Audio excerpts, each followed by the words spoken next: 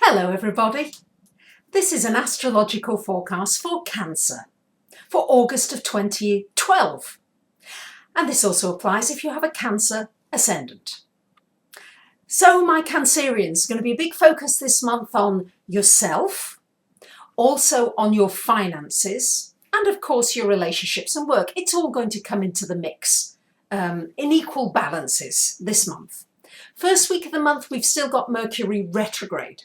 And Mercury is in your second house and retrograde. So there could be some misunderstandings with finance. You may need to do some research about a financial project that you want to get involved with. But take your time with anything concerning money. Don't rush out and spend a lot of money that first week in the month.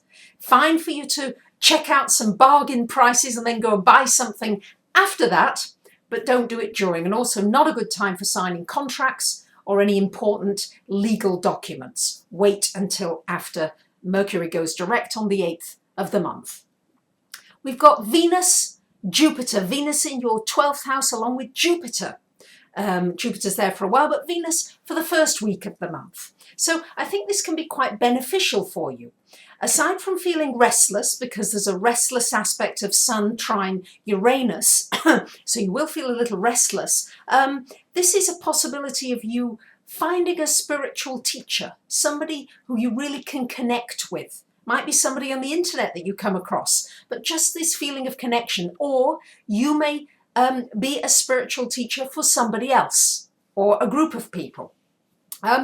After the 7th of the month, Venus comes into your first house, Cancerians. Lovely time for just doing something nice for you. Really, maybe having a makeover, getting your hair done, planning a vacation.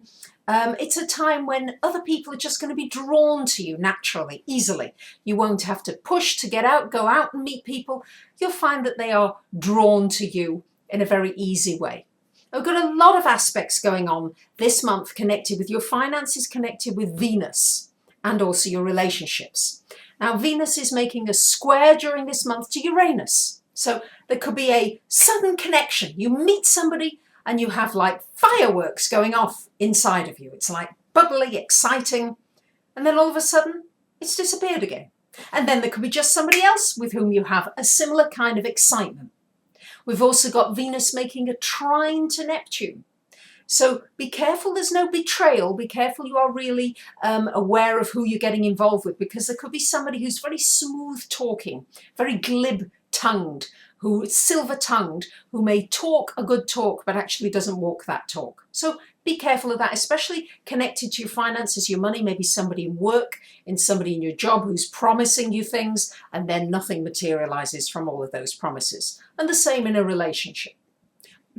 We've also got an opposition between Venus and Pluto from your 1st to your 7th houses. So there's a possibility you're going to get into an obsessive relationship, or you're already obsessive about somebody, or somebody's obsessive about you, but more likely you feeling obsessive, or maybe you're in a destructive relationship where you need to make some changes and speak out and not be quite so accommodating, because Cancerians, we know it, you are really generally anything for a quiet and peaceful life. You'd rather not rock the boat unless really necessary. We've got Mars changing sign this month as well. Mars is in your 4th house until the 25th of the month, along with Saturn. So I think there's been some family issues for many of you. You've had to deal with maybe some serious responsibilities that you're having to handle. And also possibly with Mars, there's some conflicts, some disagreements. Try again not to push yourself into these disagreements, not that you would anyway, but you may find that you just really do have to speak up because you cannot compromise on certain things that really affect your important values.